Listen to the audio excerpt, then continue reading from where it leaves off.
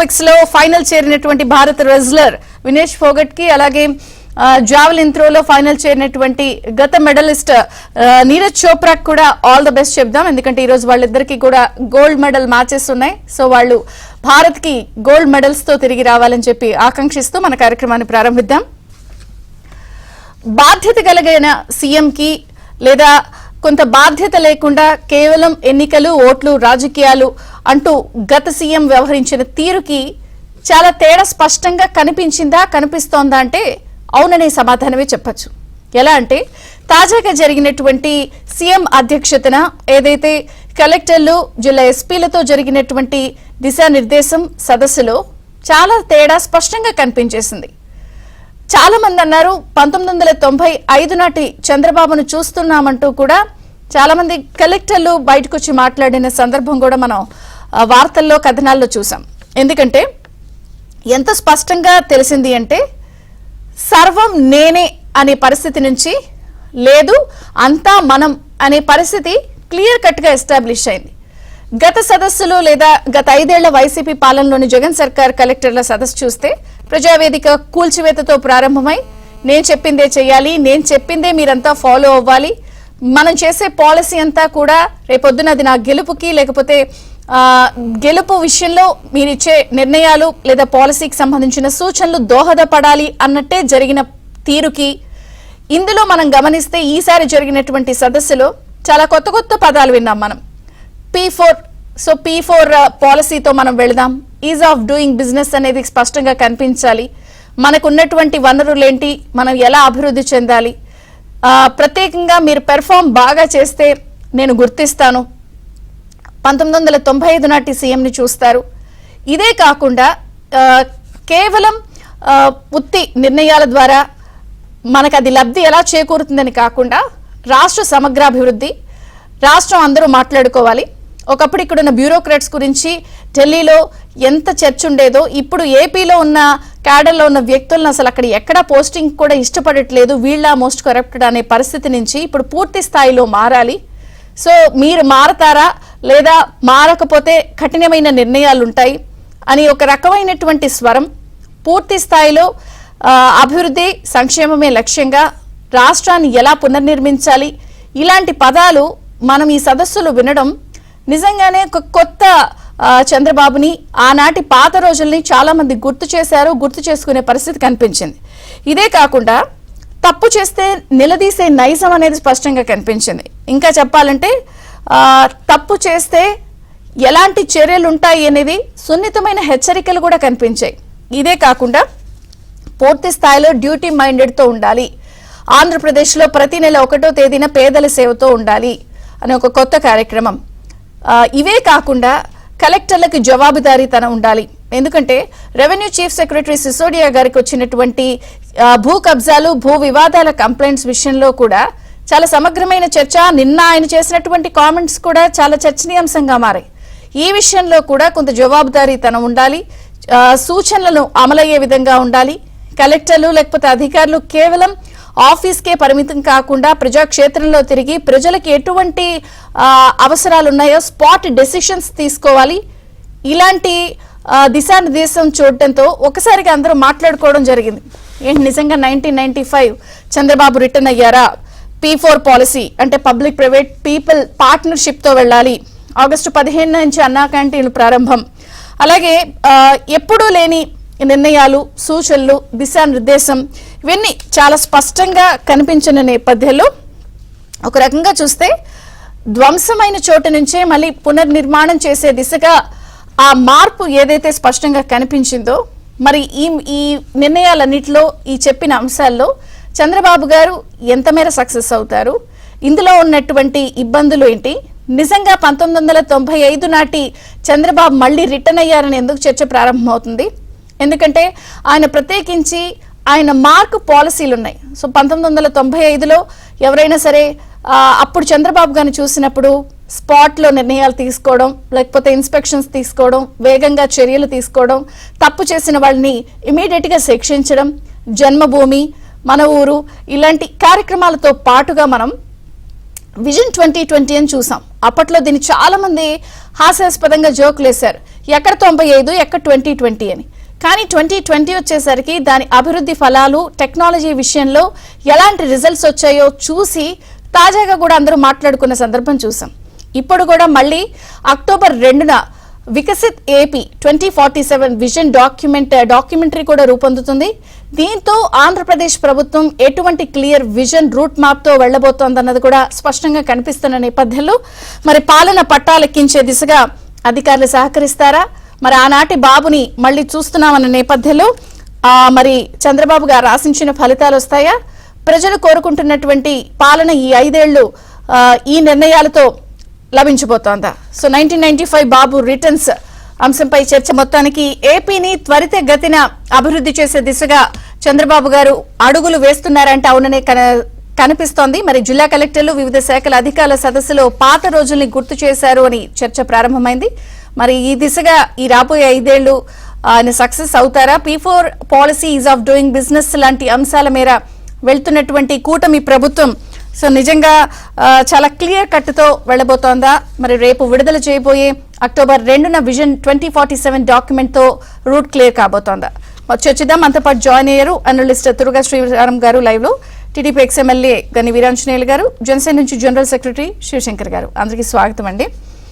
Yes, తురుగా Sriram గారు మీతో ప్రారంభిస్తాను. మొన్నటి కలెక్టర్ల సదస్సులో నేను చెప్పాను ఓపెనింగ్ రిమార్క్స్ లో, సర్వం నేనే అన్న దగ్గర నుంచి లేదు అందరం కలిసి వెళ్దాం మనమే అనేది కొంచెం చాలా క్లియర్ కట్ గా చేంజ్ కనిపించింది. సో ఓవరాల్ గా మీకేమనిపించింది, మీ అబ్జర్వేషన్స్ ఏంటి? 100% క్లియర్ గా తేడా అనేది కనిపిస్తుంది. గత ప్రభుత్వానికి ఈ ప్రభుత్వానికి తేడా కనిపిస్తుంది. అదే మనం ఎప్పుడు మాట్లాడుకున్నట్టే అసలు అప్పుడు కలెక్టర్ సదస్సు పెట్టిన తర్వాత ఎక్కడ పెట్టారో ఆ సదస్సు పెట్టిన ప్రాంగణాన్ని కూల్చివేస్తారు. ఆ తర్వాత మళ్ళీ అసలు కలెక్టర్ సదస్సు అనేదే లేదు. అలాంటి పరిస్థితి నుంచి ఈ రోజు మనందరం కలిసి పనిచేద్దాం అనే పరిస్థితికి రావడం, పైగా 1995ని గుర్తు చేయడం. నేను అప్పట్లాగా పనిచేస్తానంటే అప్పుడు ఎంత ఉత్సాహంగా ఉండేవాడినో ఇప్పుడు కూడా అంతకన్నా ఎక్కువ ఉత్సాహంగా పనిచేస్తానని చంద్రబాబు నాయుడు గారు చెప్పారు. ఇది ఒక బూస్టప్.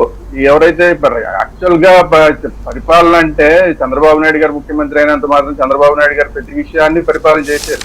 పరిపాలన అంటే ఏంటి, అన్ని జిల్లాల కలెక్టర్లు వాళ్ళు ఈ గైడెన్స్ తీసుకుని, ఈ ప్రభుత్వం మంత్రి మండలి నుంచి గైడెన్స్ తీసుకుని ఆ పరిధిలో వాళ్ళు ఒరిజినల్ గా పరిపాలన చేసేదంతా కలెక్టర్లే పరిపాలిస్తారు. ఒక్కొక్క జిల్లానే ఒక్కొక్కళ్ళు పరిపాలన చేస్తారు. వీళ్ళందరూ సమర్థవంతంగా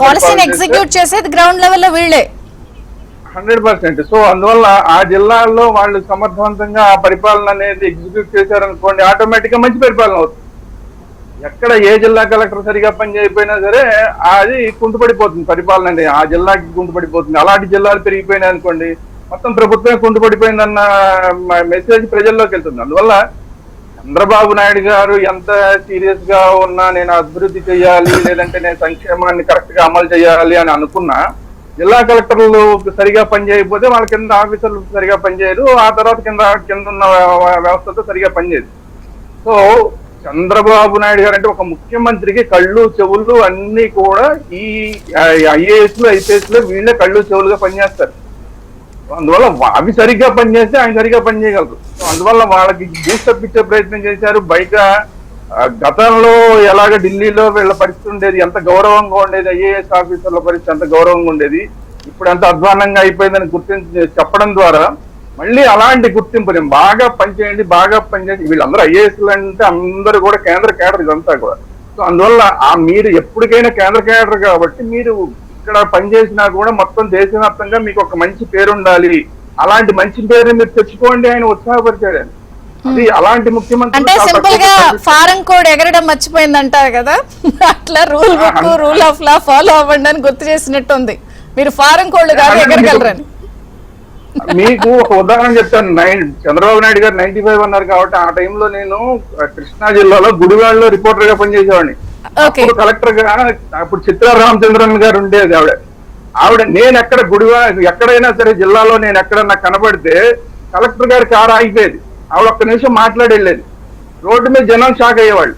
అంటే ఏంటి, నేను అక్కడ కృష్ణా జిల్లా అంటే అప్పుడు బందర్లో హెడ్ ఆఫీసు, తర్వాత క్యాంప్ ఆఫీస్ విజయవాడ, ఈ 2 చోట్ల నేను ఎక్కడ పనిచేయాల. బట్ ఏంటంటే ఆవిడ నేను ఎక్కడ జిల్లాలో ఎక్కడ కనపడిన అక్కడ గుడివాడలో ఉన్న రిపోర్టర్ అయినా అని చెప్పి ఎక్కడ కనపడిన ఆపి మాట్లాడేది ఆవిడ. అంటే ఏంటంటే జిల్లా మీద ఆవిడకున్న పట్టు.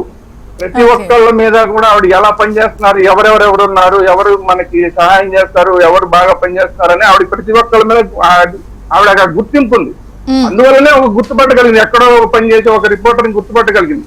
అది ఈ రోజున్న కలెక్టర్ లో మిస్ అవుతుంది. ఎందుకంటే వీళ్ళు కేవలం ఆఫీస్ మాత్రమే పరిమితం అవుతున్నారు. అది కాకుండా అప్పుడు మామూలుగా రాష్ట్రానికి ఎప్పుడు కూడా ఉగాది పురస్కారాలు, ఉగాది టైంలో అందరూ పంచాంగ శ్రవణం కానీ ఉగాది పురస్కారాలు ఇలాంటివి పెడతారు. ఆవిడ అప్పుడు జిల్లాలో ఇంట్రడ్యూస్ చేసింది. కృష్ణా జిల్లాకి అప్పుడు ప్రత్యేకించి విజయవాడలో ఉగాదికి సంబంధించిన కార్యక్రమం అంటే ఏంటంటే సొంతంగా ఒక నిర్ణయం తీసుకోవడం, ఆ నిర్ణయంతో పాటు అందులో ఉన్న ప్రత్యేకత ఏంటంటే ఆ జిల్లాలో ఉన్న వాళ్ళందరినీ గుర్తించి వాళ్ళందరినీ కలుపుకుని వెళ్తాం. ఆ జిల్లాలో ఎవరెవరైతే ఉన్నారో వాళ్ళందరినీ, పెద్ద మనుషులు ఎవరైతే ఉన్నారో వాళ్ళందరినీ ఉగాది పురస్కారాలకు ఆహ్వానించడం, వాళ్ళందరినీ పక్కన కూర్చోబెట్టడం, ఆవిడ కూడా పంచాంగ శ్రవణం వినడం. వీళ్ళందరూ అంటే ఏంటి, జిల్లాలో ఉన్న వాళ్ళందరినీ కలుపుకుపోయే తత్వం. దానికోసం చెప్తాను, ఇది కలెక్టర్ లో ఇప్పుడు లోపించింది. సో ఇలాంటి కలెక్టర్లు కావాలి ఇప్పుడు. కొంచెం పబ్లిక్ లో తిరగండి, ఆఫీస్ కి పరిమితం కావద్దు, కొంచెం కాంటాక్ట్స్ అవి మెయింటైన్ చేయండి, పబ్లిక్ తో రిలేషన్షిప్ అని. అందుకోసమే చెప్పాను, అప్పుడు చంద్రబాబు నాయుడు గారి గవర్నమెంట్ ఉంది. అప్పుడు చంద్రబాబు నాయుడు గారు ఇలా అందరినీ పనిచేసేలాగా ప్రోత్సహించారు. అట్ ది సేమ్ టైమ్ మామూలు అందరూ ఆయనతో పాటు పర్యటనలప్పుడు ఆయన కాలంలో దిగితే కాలంలో దిగాలి, ఆయన రోడ్ల పట్టి నడిచే రోడ్ల పట్టి నడవాలి, ఆయన ఏదైనా గుడిసెల్లోకి వెళ్తే గుడిసెల్లోకి వెళ్ళాలి. అన్ని చోట్ల కూడా వీళ్ళు యాక్టివ్ గా పనిచేసేవాళ్ళు కలెక్టర్లు. అందువల్ల వ్యవస్థ అంతా కూడా సాక్షిగా జరిగింది. అది ఇప్పుడు గత ప్రభుత్వంలో పూర్తి స్థాయిలో కుంటుపడిపోయింది. అసలు ఆఫీసులకే పరిమితం అయిపోయారు వీళ్ళు. ఆఫీసులు పరిమితం అవడం కాకుండా ఏదో పైనుంచి ఏదో ఒక ఆర్డర్ వస్తే ఆర్డర్ ని ఫుల్ఫిల్ చేయడం తప్ప వేరే వీళ్ళకి ఏ పని లేదు. కనీసం ఎవరిని కలవడం కూడా లేదు. ఆఫీస్ లో ఉన్నప్పుడు కూడా ఇలాంటి వాళ్ళు నాలాంటి వాళ్ళు వెళ్తే కూడా కలిసే అవకాశం కూడా లేదు. అట్లాంటి పరిస్థితి నుంచి ఈ రోజు మీరు బాగా పనిచేయండి, మీరు బాగా పనిచేస్తే నేను గుర్తిస్తానని కూడా చెప్పారు ఆయన. అట్ ది సేమ్ టైం గుర్తిస్తానని చెప్పడమే కాకుండా మీరు పని చేయకపోతే మాత్రం క్రమశిక్షణా చర్యలు కూడా ఉంటాయి అని చెప్పారు.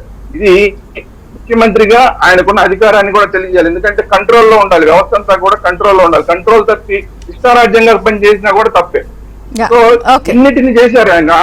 నిన్న మీటింగ్ ద్వారా ఎస్పీలకు కానివ్వండి, ఐఏఎస్లకు కానివ్వండి సరైన దిశానిర్దేశం చేశారు. ఈ దిశానిర్దేశాన్ని కనుక వాళ్ళు సరిగ్గా ఉపయోగించుకుంటే రాష్ట్రం ఖచ్చితంగా ముందుకెళ్లే అవకాశం ఉంది. ఢిల్లీ స్థాయిలో అంటే ఇప్పుడు ముఖ్యంగా ఇందులో మనం గుర్తుపెట్టుకోవాల్సింది 2047 ఎందుకు చెప్తున్నారంటే కేంద్ర ప్రభుత్వం ఒక దిశానిర్దేశం చేసింది. వాళ్ళు ఒక టార్గెట్ పెట్టుకున్నారు 2047 కి.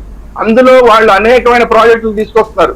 మనం కూడా అదే టార్గెట్ పెట్టుకుని కేంద్రంతో కనుక సమన్వయం చేసుకుంటే దాంట్లో మెజారిటీ భాగాన్ని మనం తెచ్చుకోవచ్చు. వాళ్ళు ఈ కేంద్ర ప్రభుత్వం ఏ చేసినా కూడా, ఏ ప్రాజెక్ట్ తీసుకొచ్చినా కూడా అందులో మెజారిటీ వాటా మనకి దక్కేలాగా, మెజారిటీ వనరులు మనకి దక్కేలాగా, ఆర్థికంగా మనకి సపోర్ట్ వచ్చేలాగా తీసుకొస్తే కనుక మొత్తం వాళ్ళు ఇండియా అనేది 2047 ఇండియా ఏదైతే పెట్టుకున్నారో ఆ టార్గెట్ లో ఇండియాలో నెంబర్ 1 ఏపీ అయ్యే అవకాశం ఉంది. సో ఆ టార్గెట్ ని చంద్రబాబు నాయుడు గారు స్పష్టం చేశారు. సో ఇదంతా కూడా అంటే నేను మీతో సమన్వయం చేసుకుంటాను, కేంద్ర ప్రభుత్వంతో సమన్వయం చేసుకుంటాను, మనందరం కలిసి ముందుకెళ్దామని స్పష్టమైన మెసేజ్ ఆయన ఇచ్చారు. దాన్ని అందిపుచ్చుకోవాల్సిన బాధ్యత ఇప్పుడు ఐఏఎస్కి ఐపీఎస్కి ఉంది. రైట్. టీడీపీ నుంచి ఎక్స్ఎమ్మెల్యే గాని వీరాంజనేయులు గారు ఉన్నారు. నమస్తే అండి, బ్రేక్ఫాస్ట్ న్యూస్ కి స్వాగతం. సో వారు 1995లో తిరుగ శ్రీరామ్ గారు వారి ఎక్స్పీరియన్సెస్ చెప్పారు. అప్పుడు ఇలా ఉండేదండి అని. నాకు కూడా గుర్తు, అంటే నేను అప్పుడు స్కూలింగ్లో ఉన్నాను, కానీ అప్పుడు ఈ జన్మభూమి స్కూళ్ళల్లో లేకపోతే ఈ కాలేజీల్లో ఈ శుభ్రాలు, పరిశుభ్రత ఇవి చేయించడంతో పాటు విజన్ 2020 ఇలాంటి పదాలు వినేవాళ్ళం అప్పుడు. కానీ ఇప్పుడు మళ్ళీ సేమ్ అలాంటి పదాలే, విజన్ 2047 లేకపోతే ఈజ్ ఆఫ్ డూయింగ్ బిజినెస్, ఇలాంటి పదాలు మళ్ళీ ఆల్మోస్ట్ ఇప్పుడు వింటున్నాం. అంటే నిజంగా ఆయన 1995 బాబు రిటర్న్ అనిపించిందా మీకు కూడా? ఇంక మీరందరూ గ్రౌండ్ లో దిగడానికి, ఆయన ఇందాకన్నారు కాలువలు అన్నిట్లో దిగడానికి అందరు రెడీ ఉండాలని. చంద్రిక గారు, ముందుగా మీకు ఏబిఎన్ యాజమాన్యానికి, వీక్షకులకు, అలాగే చర్చలు పాల్గొన్నటువంటి సోదరులకు అందరూ కూడా గుడ్ మార్నింగ్ అమ్మా. మీరు ఏదైతే ఈవేళ 1995 చంద్రబాబు నాయుడు గారు అప్పుడు పనిచేసినప్పుడు ఏ విధంగా ఆయన నిద్రపోకుండా 24 గంటలు 25 గంటలు కూడా పనిచేసిన రోజులు అయితే ఉన్నాయి. అలా నిద్రపోకుండా అధికార యంత్రాంగాన్ని కానీ, మంత్రివర్గాన్ని కానీ అందరినీ కూడా పరుగులెట్టిస్తూ విజన్ 2047 అని ఇప్పుడు అన్నారు. కానీ అప్పుడే చంద్రబాబు నాయుడు గారు విజన్ 2020 అని చెప్పి ఒకటి పెడితే అప్పుడు అదే రోజు ఎంతో మంది విమర్శలు చేసినటువంటి నాయకులు కూడా ఈ రోజు ఆ రోజు చంద్రబాబు నాయుడు గారు ఉన్నటువంటి దూరదృష్టిని వేళ అందరూ కూడా మెచ్చుకున్నటువంటి పరిస్థితి వేళ ఉంది. ఖచ్చితంగా ఏదైతే కలెక్టర్ల సదస్సు ఏదైతే ఉందో ఆ కలెక్టర్ల సదస్సులో కలెక్టర్లు కానీ, తర్వాత ఎస్పీలు కానీ తన మంత్రివర్గ సహచరులతో, మరి ఉప ముఖ్యం డిప్యూటీ సీఎం పవన్ కళ్యాణ్ గారితో సహా అందరూ కూడా కూర్చొని రాబోయే 5 సంవత్సరాల్లో కూడా బ్రాండ్ ఏపీ బ్రాండ్ అనేది వేళ ఎక్కడ చూసినా సరే గత 5 సంవత్సరాల జగన్మోహన్ రెడ్డి పరిపాలన పూర్తిగా నిర్వీర్యంపై ఇబ్బంది పడుతున్నటువంటి సందర్భంలో రాగల 5 సంవత్సరాల్లో మన అదృష్టం కొలిది మనం కూడా ఎన్డీఏ ప్రభుత్వంలోనూ కేంద్ర ప్రభుత్వం కూడా మనం కూడా కీలకంగా ఉన్నటువంటి సందర్భంలో ఖచ్చితంగా ఈ 5 సంవత్సరాల్లో కూడా రాష్ట్రాన్ని గత 5 సంవత్సరాల్లో కూడా చిత్రం చేసినటువంటి జగన్మోహన్ రెడ్డి పరిపాలనలో రాష్ట్రం ఎన్ని విధాలుగా నష్టపోయిందో ఆ నష్టాన్ని పూడ్చే విధంగా చంద్రబాబు నాయుడు గారి మంత్రివర్గం ఖచ్చితంగా చేయగలదనే నమ్మకాన్ని అయితే ప్రజలందరూ కూడా ఈ వేళ అంతా కూడా బ్రహ్మాండంగా మరి వాళ్ళంతా కూడా అంగీకరిస్తున్న సందర్భాన్ని మేము మీకు తెలియజేస్తున్నాను, మీ ద్వారా అందరికీ కూడా తెలియజేస్తానమ్మా. అదే కాకుండా చంద్రబాబు నాయుడు గారు ఇది వరకు అంటే ఇది విమర్శలు కాదు, లేదా జగన్మోహన్ రెడ్డి గారి గురించి ఇప్పుడు ఎత్తాకలప్పుడు ఆయన పరిపాలించేటప్పుడు ఎప్పుడైనా 5 సంవత్సరాల్లో ఇటువంటి సమీక్షలు పెట్టుకుని రాబోయే సంవత్సరాల్లో గాని మనం చేయాల్సిన ప్రజలకు చేయాల్సిన కార్యక్రమాలు గాని ఉద్యోగస్తుల, వ్యాపారస్తుల, రైతుల, విద్యార్థుల వీళ్ళందరికీ శాంతి భద్రతల ఇటువంటి అన్ని కూడా మనం ఏ విధమైనటువంటి దిశానిర్దేశం చేయాల్సిన మీటింగ్ ఒక్కటి కూడా జరగనటువంటి దృశ్యాన్ని మనం ఇది వరకు జగన్మోహన్ రెడ్డి గారి ప్రభుత్వంలో చూసాం. చంద్రబాబు నాయుడు గారు అంటేనే ఒక విజన్ 2047 ఏదైతే అక్కడ కేంద్ర ప్రభుత్వం 2050 నాటికి మేమైతే ఉన్నామో దానికన్నా ముందుగానే 2047 లో మనం అక్టోబర్ 2న మనం వైట్ పేపర్ రిలీజ్ చేద్దాం.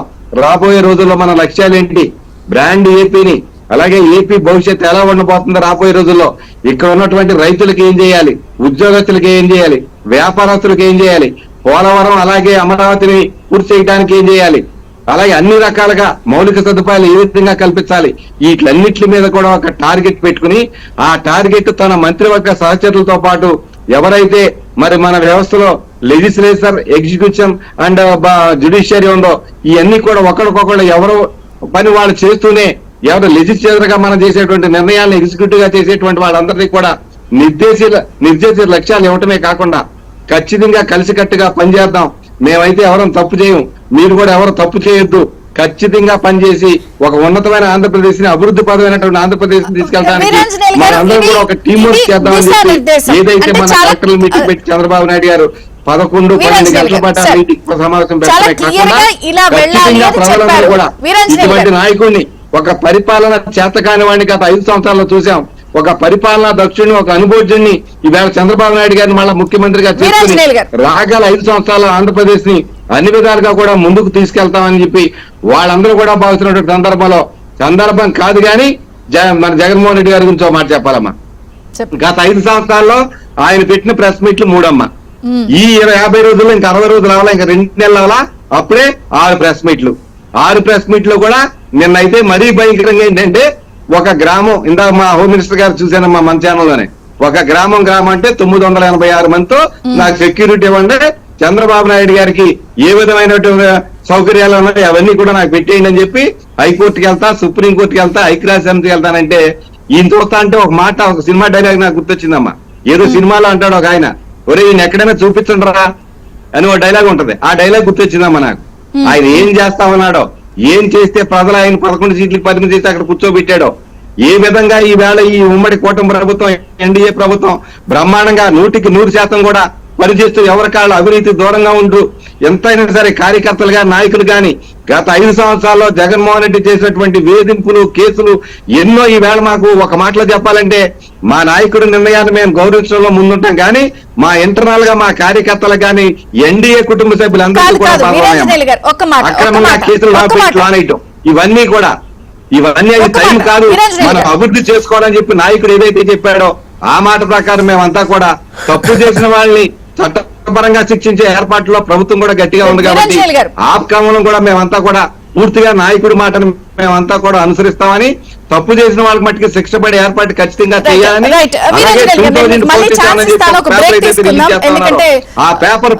జనసేనతో కూడా మాట్లాడి నేను మీకు ఛాన్స్ ఇస్తాను. నుంచి జనరల్ సెక్రటరీ శివశంకర్ గారు ఉన్నారు. నమస్తే అండి శివశంకర్ గారు, బ్రేక్ఫాస్ట్ న్యూస్ కి స్వాగతం. సో మీరు కూడా బ్యూరోక్రసీలో పనిచేసి ఈరోజు జనసేనలో కొనసాగుతున్నారు.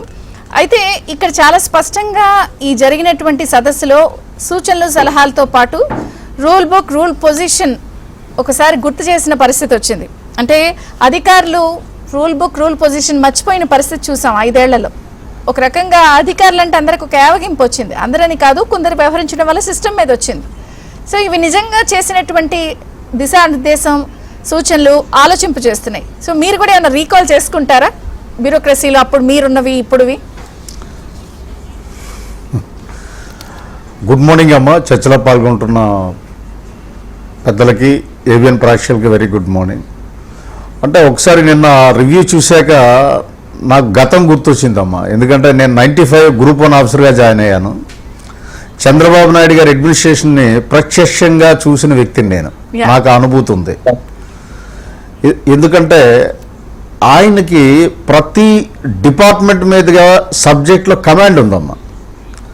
సో ఎవరు కూడా మభ్యపెట్టి మిస్లీడ్ చేసే పరిస్థితి ఉండదు. నెంబర్ 1. రెండవది ఏంటంటే ఎలా పరిగెత్తించాలి అడ్మినిస్ట్రేషన్ని, భవిష్యత్తులో దీన్ని ఎట్లా తీసుకెళ్ళాలి అన్న దాని మీద పూర్తి అవగాహన ఉన్నటువంటి గుడ్ అడ్మినిస్ట్రేటర్ ఆయన. దేశంలోనే గొప్ప అడ్మినిస్ట్రేటర్, పరిపాలనా దక్షత ఉన్నటువంటి వ్యక్తిగా చెప్పుకోవచ్చు మనం, అందులో డౌటే లేదు. అయితే నిన్న కాన్ఫరెన్స్లో ఏంటి అంటే ఒక ఉగాది పచ్చడి కనబడింది మనకి. ఏమిటి అని అంటే వాళ్ళకి భవిష్యత్ ప్రణాళిక, డెలిగేషన్ ఆఫ్ పవర్స్ అండ్ కరెక్ట్గా విధులు నిర్వర్తించకపోతే పరిస్థితి ఏమిటి, అన్ని కలయికలు అందులో కనబడ్డాయి. అది అవసరం కూడా. మనం అనేక సందర్భాల్లో డిబేట్లో మనం చర్చించుకున్నాం. ఐఏఎస్లు ఐపీఎస్లు చాలా ఘోరంగా దిగజారిపోయారు ఈ రాష్ట్రంలో అని. ఇప్పుడు 96లో ఆయన మన ఆంధ్రప్రదేశ్లో ఉన్న అన్ని డిపార్ట్మెంట్లో కూడా కంప్యూటరైజేషన్ స్టార్ట్ చేశారమ్మా. ఆయన దేశంలోనే మొట్టమొదటి వ్యక్తి ఆయన. అందులో పర్టికులర్లీ రెవెన్యూ ఎర్నింగ్ డిపార్ట్మెంట్లో కంపాక్ట్ 96 అని ఆ రోజుల్లో అది స్టడీ చేయడానికి అన్ని రాష్ట్రాల నుంచి వచ్చేవారు మన రాష్ట్రానికి. అసలు ఎట్లా చేస్తున్నారు ఆంధ్రప్రదేశ్లో, అప్పుడు ఉమ్మడి రాష్ట్రంలో అని చెప్పి వచ్చేవారు. అలాగే మన ప్రిన్సిపల్ సెక్రటరీని, కమిషనర్స్ని అందరినీ కూడా కలిసేవారు, సీఎంని కూడా కలిసేవారు. అంటే ఒక రకమైన బ్రాండ్ ఉండేది అడ్మినిస్ట్రేషన్లో. అంటే రిఫార్మ్స్కి ఆంధ్రప్రదేశ్ ఒక కేర్ ఆఫ్ అడ్రస్గా ఉండేది. అటువంటి ఆంధ్రప్రదేశ్ని గత 5 సంవత్సరాల్లో కూడా అసలు ఒక పరిపాలకుడు ఎలా చేయకూడదో కేస్ స్టడీ. గత ప్రభుత్వం తాలూకు పరిపాలన విధానము ఒక కేస్ స్టడీ. దాని మీద ఎవరైనా పిహెచ్డీ చేస్తే అర్జెంటుగా డాక్టరేట్ వచ్చేస్తుంది. కాబట్టి ఇది మంచి పరిణామం. 2047 విజన్ అని ఏదైతే కేంద్ర ప్రభుత్వం తీసుకుందో నిర్ణయము, దానికి అనుసంధానంగా ఆంధ్ర రాష్ట్రంలో కూడా ఒక ప్రణాళికతో వెళ్తున్నారు. అలాగే 95లో నేను ఎలా ఉన్నానో అన్నది ఒక సంకేతం ఇచ్చారు. ఎందుకంటే చాలామంది ఐఏఎస్ ఆఫీసర్లకి తెలియదు 95 చంద్రబాబు నాయుడు గారి అడ్మినిస్ట్రేషన్ తెలియదు. అంత యంగస్టర్స్ కొంతమంది ఉన్నారు కలెక్టర్స్లో. బహుశా అప్పటికే వాళ్ళు కాలేజ్ స్టడీస్లో ఉంటూ ఉండొచ్చు. కాబట్టి వాళ్ళు ఇప్పుడు తెలుసుకుంటారు. ఎందుకంటే నాకు ఒకటి గుర్తొస్తుందమ్మా, మీకు చెప్తాను. నేను అందుకే రీకాల్ స్కూల్లో ఉన్నాను అప్పుడు. ఆ రోజు ఒక రివ్యూలో మా కమిషనర్ గారు ఒక మాట అన్నారు. మీరు ఫిగర్స్ కరెక్ట్గా ఇవ్వండి, అక్కడ ఉన్నది ఎవరు అనుకుంటున్నారు, సీఎం చంద్రబాబు నాయుడు గారు. దాని మీద మామూలుగా ఉండదు, మాకు గ్రిల్లింగ్. కాబట్టి మీరు జాగ్రత్తగా ఇవ్వండి, ఆయన అడిగే ప్రశ్నలకు మేము సమాధానం చెప్పలేక వస్తామని ఆ రోజు ఒక సీనియర్ ఐఏఎస్ ఆఫీసర్ అన్నారనంటే, అంటే చంద్రబాబు నాయుడు గారికి ప్రతి డిపార్ట్మెంట్ మీద ఎంత అవగాహన ఉందో అన్నది అదొక మచ్చు తునక ఎగ్జాంపుల్. కాబట్టి పూర్తి అవగాహన ఉన్న వ్యక్తి, అనుభవం ఉన్న వ్యక్తి, ఆలోచన ఉన్న వ్యక్తి. ఇప్పుడు వీళ్ళ ఆటలేదు సాగవు. ఎవరు కూడా మిస్లీడ్ చేయగలిగే ఎవరు చేయలేరు ఆయన్ని.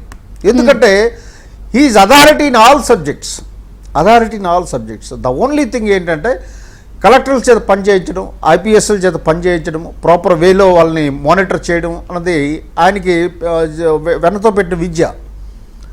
అలాగే ఆయన టీం ఏదైతే ఉందో క్యాబినెట్ అందరూ కూడా వారిని అర్థం చేసుకుని సహకరించి, అలాగే బ్యూరోక్రసీ కూడా సహకరిస్తే నేను అనుకోవడం ఏంటంటే 5 సంవత్సరాల్లో జరిగినటువంటి డ్యామేజ్ ఏదైతే ఉందో ఆ డ్యామేజ్ని మొదట పూరించి అభివృద్ధి పట్టాలు ఎక్కించాలి. ఆంధ్రప్రదేశ్ చాలా ఒక 20 సంవత్సరాల వెనక్కి వెళ్ళిపోయింది. అసలు చాలా డిపార్ట్మెంట్లో నాకు ఒకసారి ఇరిగేషన్లో ఒక సీనియర్ ఇంజనీర్ ఒక ఆయన చెప్పాడు, ఈ 5 సంవత్సరాలు సార్ మేము 5 సంవత్సరాలు జీతం తీసుకున్నాం కానీ పని చేయలేదండి అన్నారు. అంటే అది ఎట్లాగంటే మాకు పని లేదు సార్, మాకు ఒక్కోసారి బాధ అనిపించింది, అనవసరంగా జీతం తీసుకుంటున్నామేమో అనిపించింది అన్నారు. అంటే గత ప్రభుత్వంలో ఒక్కొక్క డిపార్ట్మెంట్ ఎలా తయారైంది అన్నది మనం చెప్పొచ్చు. ఆయన కేవలం ఏంటంటే ఒక ల్యాప్టాప్ పట్టుకున్నాడు, బటన్ నొక్కి పరిపాలన చేశాడే తప్ప అదే ఫ్యూచర్ లో మళ్ళీ తన గవర్నమెంట్ ఎలా రీగెయిన్ చేయాలి, ఈ పాలసీస్ తనకి హెల్ప్ అవ్వాలన్న దాన్ని చేశారు కానీ స్టేట్ బెనిఫిట్స్ కాదు. నాట్ ఎట్ ఆల్ డెవలప్మెంట్ అని కానీ, ఒక అడ్మినిస్ట్రేషన్ కానీ, ఒక విజన్ కానీ ఏమీ అవగాహన లేనటువంటి వ్యక్తి. ఇది ఆంధ్రప్రదేశ్ ప్రజలకు కూడా ఒక కేస్ స్టడీయే. అనుభవ రాహిత్యం ఉన్న నాయకుడిని ఎన్నుకోవడం వల్ల జరిగే నష్టాలు ఏంటో ప్రజలందరికీ అర్థమైంది. అందుకే ఒక సునామీ లాంటి ప్రజా విప్లవం మనం మీకు గుర్తు చేసుకుంటే మనం అనేక సందర్భాలు అన్నాం, నిశ్శబ్ద విప్లవం రాబోతుంది ఎన్నికల్లో అని మనం చాలాసార్లు చెప్పాను నేనే. కాబట్టి ఆ విప్లవం వచ్చింది, ఇక కథ ముగిసింది. ఇంకా మళ్ళీ ఆయన రావడం అనేది నాకు తెలిసేది జరిగే పని కాదు.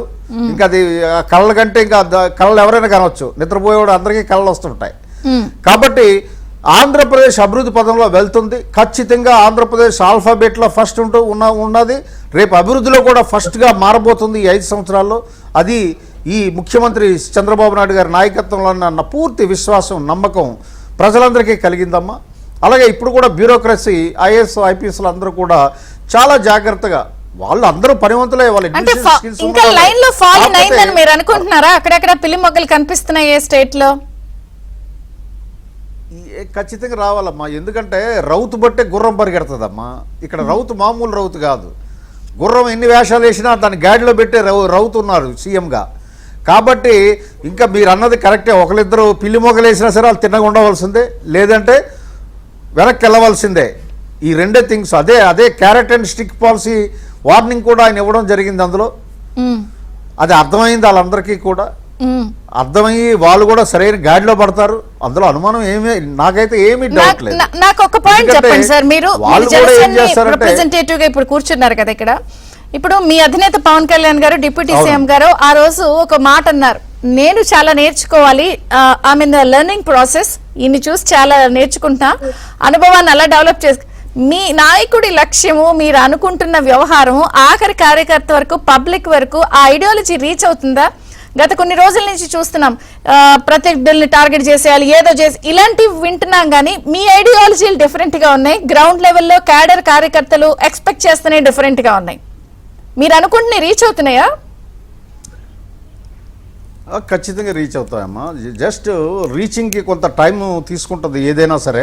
ఇప్పుడు చంద్రబాబు నాయుడు గారు మొన్న మీటింగ్లో చెప్పింది అది కిందకి రీచ్ అయ్యేసరికి జస్ట్ హార్డ్లీ 2-3 days టైం తీసుకుంటుంది. That is minimum transition period అంటాం దాన్ని. అంతే తప్ప ఒక లీడర్ టు కార్యకర్తకి ఖచ్చితంగా రీచ్ అవుతుంది. అందులో పవన్ కళ్యాణ్ గారు is a very effective communicator అమ్మ, కమ్యూనికేటర్ టు ది పీపుల్. కాబట్టి ఖచ్చితంగా రీచ్ అవుతుంది. కింద లెవెల్లో అటువంటివి ఏమి లేవు. కాకపోతే వీళ్ళు సృష్టిస్తున్నారు. వీళ్ళు ఏంటంటే అర్జెంటుగా ఇప్పుడు 2 months కూడా కాలేదు, పవర్ నుంచి దిగిపోయాక ఎలాగో ఒకలాగా విభేదాలు సృష్టించాలని చెప్పేసి ఏదో రకమైనటువంటి పిల్లి మొగ్గలు వేస్తున్నారు, పిచ్చి వేషాలు వేస్తున్నారు. వాటన్నింటితో కూడా మా పార్టీ అమరపాటుతోనే ఉంది. అది వాళ్ళకి దాదాపు అసాధ్యం. ఇప్పుడు మన దృష్టి ఎప్పుడు కూడా సంక్షేమం, అభివృద్ధి, ఆంధ్రప్రదేశ్ అభివృద్ధి పదంలో ఎలా వెళ్ళాలి, గ్రోత్ లో ఎలా ముందుకు పరిగెత్తించాలని ప్రతిపక్షం హోదా కూడా లేని ఒక ప్రతిపక్షం చెప్తోంది. అంటే ఇప్పుడు ఏం జరుగుతుందో కూడా వాళ్ళు చెప్పలేకపోతున్నారు. మీరు ఇక సర్ప్రైజింగ్ ఏంటి అని అంటే ఏదో జరిగిపోతుంది అని అంటారు. ఇప్పుడు ప్రతిపక్షాల మీద దాడి అని ఒక కామెంట్ ఇసురుతున్నారు. అసలు ఈ 5 సంవత్సరాలు చేసింది అదే కదా వాళ్ళు. అంటే వాళ్ళకి ఎలాగుంటుందనంటే పచ్చకామరలోడికి అంత పచ్చగా కనబడుతుంది. సో వాళ్ళు చేశారు కాబట్టి వీళ్ళు చేసిందంతా కూడా అలాగే కనిపిస్తుంది. లా అండ్ ఆర్డర్ని ఒక గాడిలో పెడుతుంటే ప్రతిపక్షాల మీద దాడి, ఇలాంటి పెద్ద పెద్ద కబుర్లు చెప్తున్నారు. ప్రజాస్వామ్యం, రాజ్యాంగం, ఈ పెద్ద పెద్ద మాటలు అది వాళ్ళకి కొన్ని డైలాగులు కొంతమందికి సూట్ కావు. ఈ ప్రజాస్వామ్యము, రాజ్యాంగము, ప్రతిపక్షాల దాడి అనేది వైసీపీ నాయకులకి సూట్ కావు. వాళ్ళ నోటంటే రావాల్సిన డైలాగులు కాదు అవి.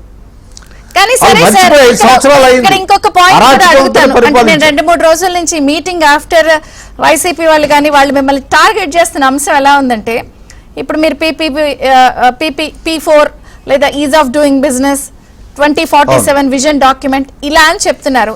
Already 12,000 kilometers state highways development చేయడానికి R&Bకి మీరు ఆల్రెడీ చర్యలు స్టార్ట్ చేశారు, ఆదేశాలు ఇచ్చారు డెవలప్ చేయండి అని. కానీ దీన్ని వాళ్ళు ఎలా ప్రొజెక్ట్ చేస్తున్నారు? పబ్లిక్ నుంచి ట్యాక్సుల రూపంలో ఏమి పెంచి చేయరు, టోల్స్ రూపంలో బాధేస్తారు వీళ్ళు అని మీ మీద నెగిటివ్ ప్రాపగండా చేస్తున్నారు. దాన్ని డెవలప్మెంట్ కింద ప్రొట్రే చేయట్లేదు.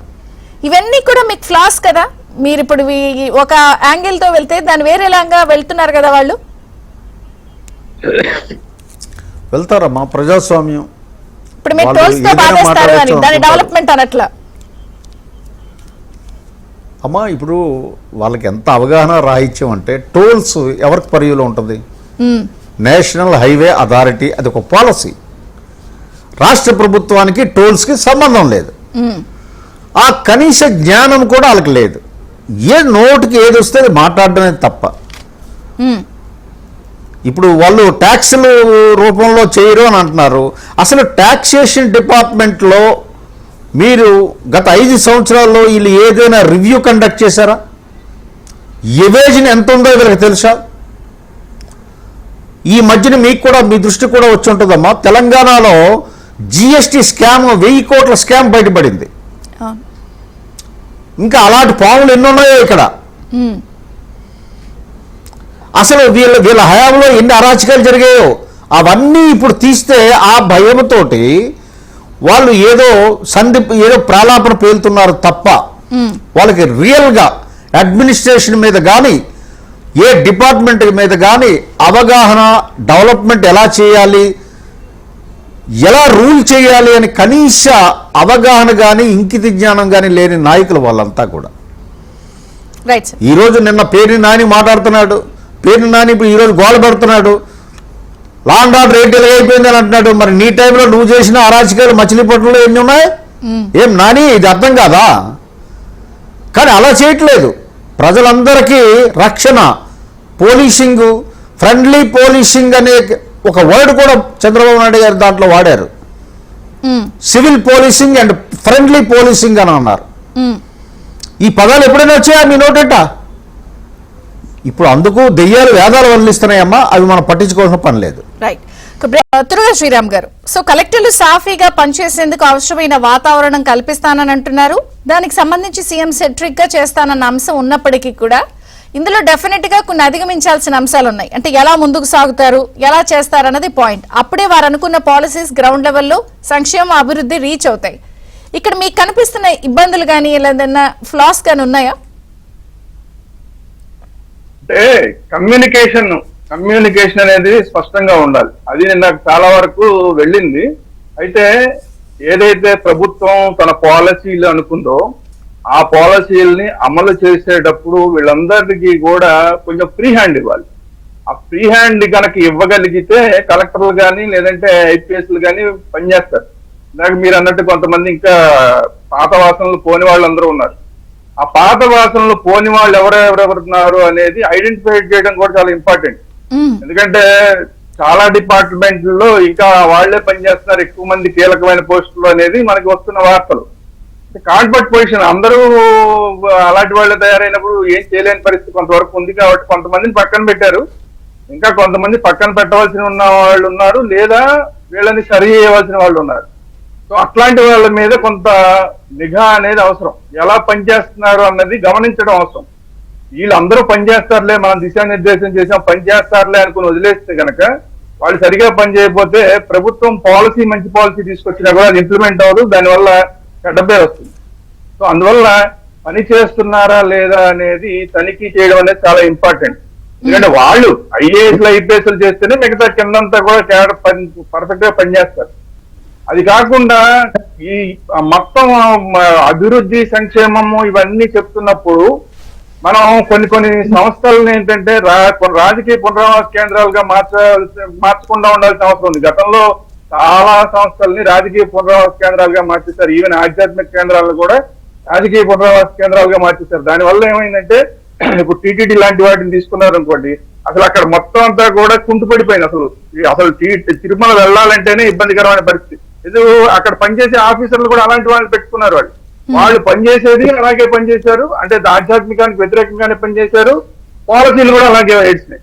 అందువల్ల ఈసారి పాలసీలు మంచి పాలసీలు ఉన్నా కూడా అక్కడ పనిచేసే వాళ్ళు కూడా కరెక్ట్ గా ఉండాలి, దాని మీద అవగాహన ఉన్న వాళ్ళు ఉండాలి. ఆధ్యాత్మిక కేంద్రాలు అయితే ఆధ్యాత్మిక కేంద్రాల మీద అవగాహన ఉన్న వాళ్ళు ఉండాలి, ఆధ్యాత్మిక దృక్పథం ఉన్న వాళ్ళు ఉండాలి. అలాగే క్రీడలకు సంబంధించిన విషయాలు ఉన్నాయనుకోండి, క్రీడలకు ఎక్స్పర్టైజ్ అన్న వాళ్ళే అక్కడ ప్లేస్ అవ్వాలి 100%. ఎందుకంటే ఏసీఐ గురించి మాట్లాడుకోవాలి అంటే ఆంధ్ర క్రికెట్ అసోసియేషన్ ని విజయసాయి రెడ్డి గారి కబంధ హస్తాల్లో పెట్టుకుని గత 5 సంవత్సరాల నుంచి దాన్ని బ్రష్ పట్టించారు. ఎందుకంటే వాళ్ళ అల్లుడు తమ్ముడు వీళ్ళందరికీ అవసరం హస్తాల్లో ఉంది మొన్నటిదాకా.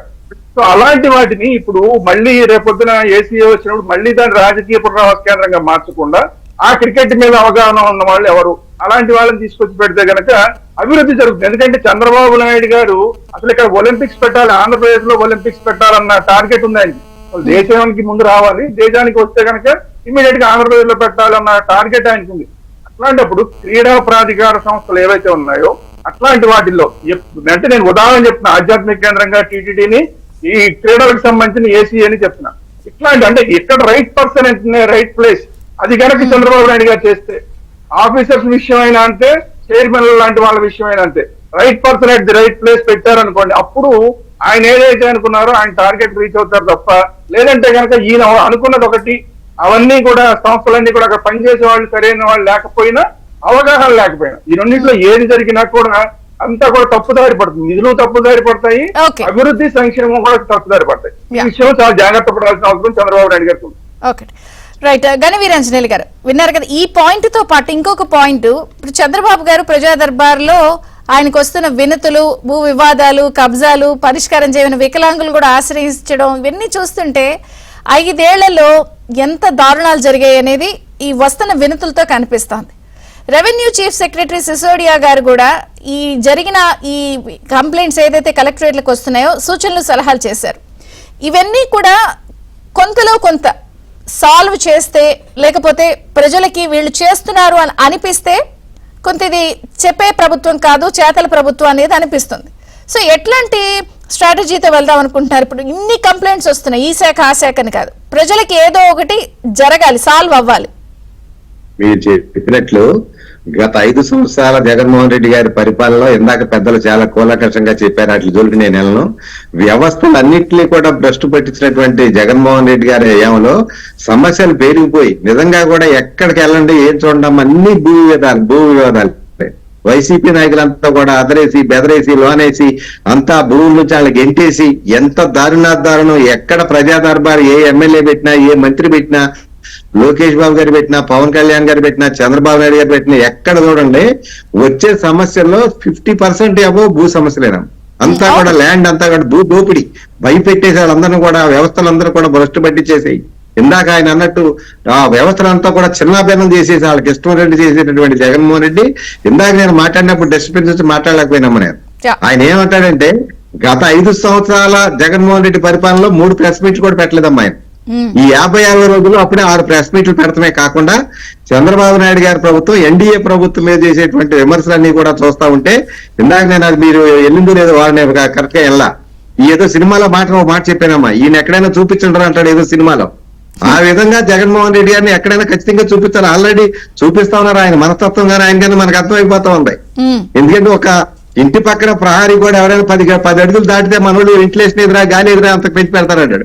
ఆ 10 అడుగులు వాడు 30 అడుగులు ఫెన్సింగ్ పెట్టాడంటే ఆయన మనస్తత్వం కానీ ఆయన యొక్క ఒక ఫోబియా, అంతే నేనేదో ఒక అతీతమైన వ్యక్తి నేనని చెప్పి అనుకునేటువంటి ఆ జగన్మోహన్ రెడ్డి ఈ వేళ వచ్చేసి మాట్లాడే మాటలు దెయ్యాలు వేదాలు వల్లించినట్లే. ఎక్కడా కూడా ఒక్కడు కూడా పట్టించుకోవాల్సిన అవసరం లేదు. కానీ చంద్రబాబు నాయుడు గారి మీద, పవన్ కళ్యాణ్ గారి మీద, మా ఎన్డీఏ కుటుంబ సభ్యులందరికీ కూడా గత 5 సంవత్సరాల జగన్మోహన్ రెడ్డి పరిపాలనలో బాధలు పడినటువంటి, కేసులు పెట్టుకున్నటువంటి, దారుణంగా దాడులకు గురైనటువంటి కార్యకర్తలు అయితే కొంత ఇబ్బందులు అన్నమాట వాస్తవమైనప్పటికీ కూడా అభివృద్ధిని దృష్టిలో పెట్టుకుని మా నాయకులంతా కూడా, ఎన్డీఏ పెద్దలంతా కూడా, చంద్రబాబు నాయుడు గారు ఆధ్వర్యంలో ఎన్డీఏ పెద్దలంతా కూడా క్లియర్ చేస్తే వాటికి అవ్వాలంటే ఇవన్నీ కూడా మనం చట్ట ప్రకారం మనం వెళ్దాం. మీరు ఎవరైతే కంగారు పడొద్దని అంటున్నారో దాంట్లో మాకు బాధ ఉన్నప్పటికీ కూడా చట్టపరంగా తప్పు చేసిన ప్రతి ఒక్కరిని కూడా శిక్షించాల్సిన అవసరం ఉందని చెప్పి ఎన్డీఏ కుటుంబ సభ్యులందరూ కూడా ఈ రాష్ట్ర వ్యాప్తంగా బాగా ఇబ్బంది పడుతూ ఉన్నాం విషయాన్ని మీ ద్వారా అధిష్టానానికి తెలియజేస్తా ఉన్నాను. మొదటిది అభివృద్ధి ఖచ్చితంగా ఇటువంటివి ఉండకూడదు. కరెక్టే, మన బ్రాండ్ ఇమేజ్ గానీ ఏపీ యొక్క ఇమేజ్ గానీ పెరగాలంటే, ఏపీలో మనం పెట్టుబడులు పెట్టాలంటే అక్కడ పెట్టుబడులు పెట్టడానికి కావాల్సిన వాతావరణం ఉండాలని చెప్పి పెట్టుబడిదారుడు కోరుతున్నటువంటి సమయంలో అటువంటి వాతావరణాన్ని క్రియేట్ చేయటంలో చంద్రబాబు నాయుడు గారు చేసేటువంటి ప్రతి పని కూడా మేమంతా కూడా 100% కూడా ఆయన మాటని శిరసావిస్తూ ఖచ్చితంగా రాబోయే రోజుల్లో పోలవరం పూర్తవ్వాలి, అమరావతి పూర్తవ్వాలి, చదువుకున్న మన పిల్లలకు ఉద్యోగ అవకాశాలు రావాలంటే ఇక్కడికి సాఫ్ట్వేర్ లోనో పరిశ్రమలోనో రావాలి, అవన్నీ కూడా ఇక్కడ రావాలి. రాష్ట్రంలో చిన్నాభిన్నమైనటువంటి రోడ్ల వ్యవస్థ అంతా కూడా నాశనం అయిపోయింది. అలాగే మా జిల్లాలో ఆక్వా పరిశ్రమ పూర్తిగా నిర్వీర్యం అయిపోయింది. కొల్లేరు సమస్య ఉంది. అలాగే ఇసుక మన ఫ్రీ ఇసుక స్టార్ట్ చేసిన దానికి పాలసీ ఇచ్చారు. ఎక్సైజ్ పాలసీ ఇంకొక 10 నెల రోజుల్లో ఇస్తామని చెప్తా ఉన్నారు. ఖచ్చితంగా అనుభవజ్ఞుడైనటువంటి దూరదృష్టి కలిగినటువంటి నాయకుడు ముఖ్యమంత్రిగా ఉన్నటువంటి ఈ సందర్భంలో ఎన్డీఏ మరి ఉప ముఖ్యమంత్రిగా మరి పవన్ కళ్యాణ్ గారు కానీ బీజేపీ పైన ఉన్నటువంటి మోదీ గారి యొక్క ఆశీస్సులతో ఇబ్బందుల్లో ఉన్నటువంటి ఈ రాష్ట్రాన్ని అన్ని విధాలుగా కూడా ముందుకు తీసుకెళ్ళడానికి కలెక్టర్ల సదస్సు అంటూ ఇంకొకటి ఉండి చంద్రబాబు నాయుడు గారిలో 95 సీఎం అని చెప్పి మాట అన్నారు. ఇప్పుడు ఒక తేడా ఆయన కూడా చెప్తున్నారు, నేను కూడా చెప్తా ఉన్నా. ఇది వరకు మన మీద ఒక విమర్శ ఉండేది, ఏదైనా ఒక రివ్యూ పెట్టుకున్నా ఒక టెలికాన్ఫరెన్స్ పెట్టినా టైం ఎక్కువ అటు వెళ్ళిపోతుంది అనేది ఒక విమర్శ. దాన్ని కూడా ఆయనే స్వయంగా రివ్యూ చేసుకుని ఖచ్చితంగా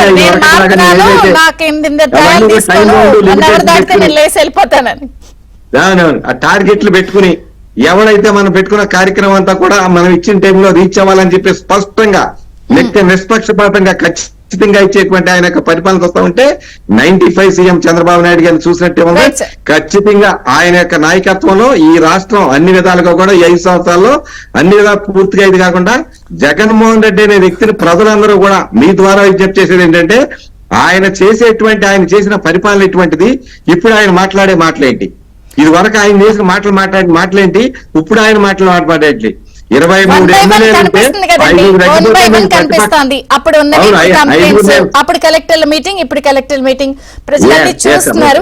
శివశంకర్ గారు కంక్లూడింగ్ రిమార్క్స్ ప్లీజ్. అంటే ఎటువంటి ప్రాధాన్యతలు ప్రయారిటీస్ తో వెళ్తామని, అవి ఎగ్జిక్యూట్ అవ్వడానికి ఎట్లా టైం బౌండ్, ప్రజలకి కొంత ఇంకా నమ్మకం కలగడానికి ఏంటి? ఇందాక మీరు మంచి క్వశ్చన్ వేశారమ్మా. నిర్దిష్ట టైంలో పనులు అంటే సిటిజన్ చార్టర్ అని ప్రతి డిపార్ట్మెంట్లో ఉంటుందమ్మా.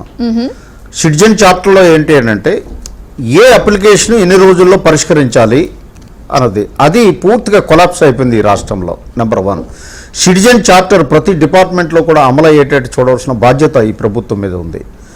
రెండవది ఏంటంటే ఐఏఎస్ ఐపీఎస్లు ఒక్కలే పనిచేస్తే పని అయిపోదమ్మా. కింద రెవెన్యూ డిపార్ట్మెంట్లో కింద లెవెల్లో అవినీతి అరాచకం పేరుకుపోయింది. ఉదాహరణకి మీకు ఒక మంచి ఉదాహరణ చెప్తాను. విశాఖపట్నంలో భూ కబ్జాలకు అన్నిటికీ ఒక మూలకారకుడు కింగ్ పిన్ ఒక తహసీల్దార్, ఆయన పేరు నేను ప్రస్తావించను, కానీ ఇటువంటి ఆఫీసర్లు ప్రతి జిల్లాల్లో కూడా ఉన్నారు. వాళ్ళని ప్రక్షాళన చేయాలి, ఎవరు తప్పు చేశారో వాళ్ళని శిక్షించాలి.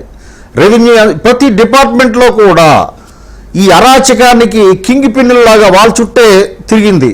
అలాంటి వాళ్ళని ఎంచుకొని అక్కడ వీళ్ళ అరాచకాన్ని అమలు చేశారు. కాబట్టి అడ్మినిస్ట్రేషన్ ప్యూరిఫికేషన్ జరగాలి, అవినీతిని అరికట్టాలి, రూల్ ఆఫ్ లాని తిరిగి తీసుకురావాలి, సిటిజన్ చార్టర్ని అమలు చేయాలి. ఇవన్నీ కూడా కింద లెవెల్లో చేయవలసినటువంటి అవసరం ఉందమ్మా. ఎందుకంటే కింద బ్యూరోక్రసీ అంతా కూడా తుప్పు పట్టింది, దాన్నంతటిని కూడా క్లీన్ చేయవలసినటువంటి అవసరం ఉంది. 5 సంవత్సరాలు కూడా ఒక మోసలో నడిచింది. ఇప్పుడు కలెక్టర్స్ మారిపోయినంత మాత్రాన కింద మారిపోరు. మీకు ఉదాహరణకి రెవెన్యూ రికార్డులో ఇప్పుడు మీరు వింటున్నారు, నా పేరు ఉన్న పట్టాన్ని మార్చేశారండి. ఎట్లా మార్చారమ్మా? తహసీల్దారు ఆ డిజిటల్ కీని 1 అవర్ ఓపెన్ చేసి వాళ్ళ ఇష్టం వచ్చినట్టు పేర్లు మార్చిన సందర్భాలు ప్రతి జిల్లాలో జరిగినాయి.